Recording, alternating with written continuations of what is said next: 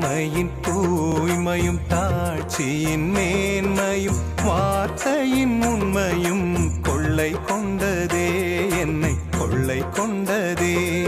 உன் கண்ணிமையின் தூய்மையும் தாழ்ச்சியின் மேன்மையும் வார்த்தையின் உண்மையும்